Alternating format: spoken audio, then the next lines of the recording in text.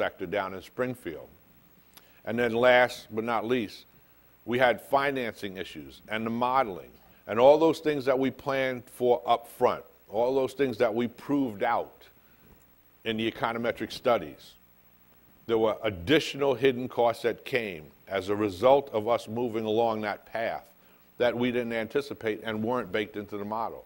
So you have to go back sometimes and sell additional financing requirements back through your finance committee, your committee of the whole, and then ultimately your city council in our case.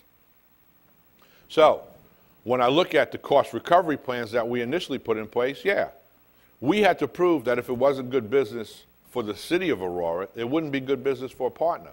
But in fact, when we went through our cost recovery model, now, because we were able to justify what we believed and what all of our politicians bought off on as reasonable assumptions along the way, with 55,600 households and less than a 0.30 capture rate, with a scaled pricing index that was 1/2 dial-up internet costs or below, we would have been able to scale on a $5 million general obligation bond to about a 34-month payback period, okay? But I will tell you, just like I said, you sometimes have to admit the failures of your upfront plan.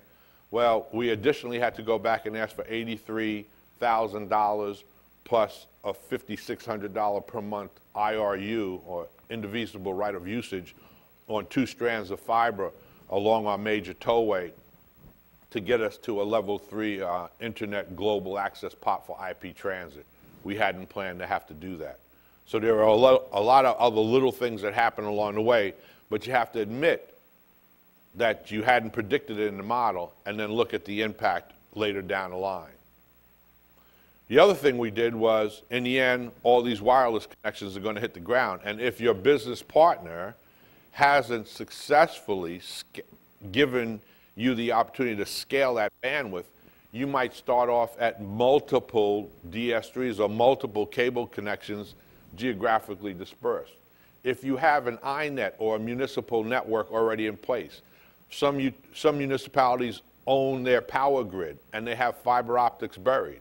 But it still doesn't mean that you're going to get a block DS3 burstable bandwidth IP transit connection from your carrier. Still doesn't mean that you don't have to pay for that. And if that moves up to an OC3, that could be a quantum leap in your monthly costs, believe it or not. And so it ends up, again, back down to a service level agreement. Your users are going to expect something from this municipal network.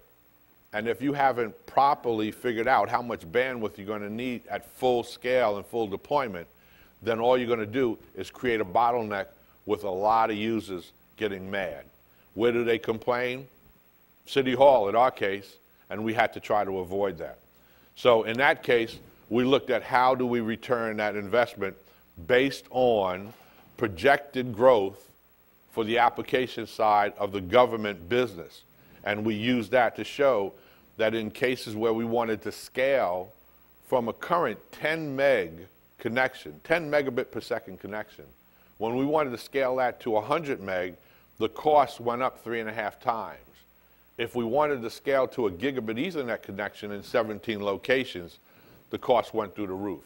Therefore, we had some sort of an ROI basis for the fiber that we wanted to put into the ground. Other things to watch out for, as was talked about earlier from Ash, is the pole attachment agreements.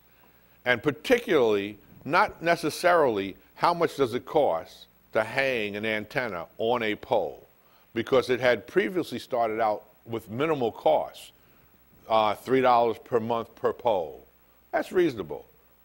But we knew with regulatory uncertainty and with ComEd in Illinois trying to get out of a 10-year rate freeze, that come January 1st, 2007, all those rates were going to change. They changed, they were suggested that they could change from $3 per month per pole to $25 per month per pole. All right? Throws the entire business model off, particularly when you have a partner who is going to be absorbing that cost as part of the business model for deployment. These are the gotchas that'll come up and basically shut down an entire operation. There's also something with the rate structures. We had rate structure 23 and rate structure 25, and they were just building a new rate structure for what we call wind access devices, basically the wind turbines. 23 was for traffic lights, unmetered, unlimited, 24/7, 365 days a year. Rate 25 was for street lights on banked poles, which turned on and off at a certain time of